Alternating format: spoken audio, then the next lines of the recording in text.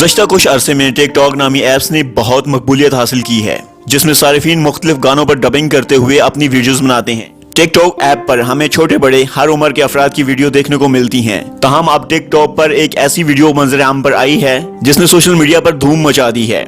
Video में कोई और नहीं बल्कि अक्सर खबरों की जद में रहने वाले पाकिस्तान तहरीक इंसाफ के पॉप स्टार मुफ्ती अब्दुल कवी हैं।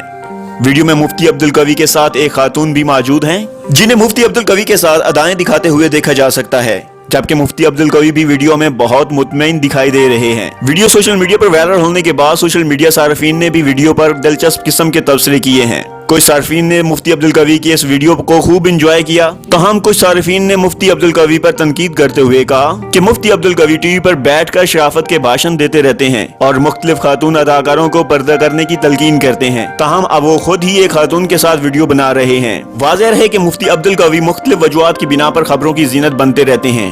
मुफ्ती अब्दुल कवी का नाम उस वक्त सबसे ज्यादा खबरों में आया जब इन्होंने मॉडल कंदील बलोच से मुलाकात की थी, जिसके कुछ अरसे बाद मॉडल कंदील बलोच को कत्ल कर दिया गया।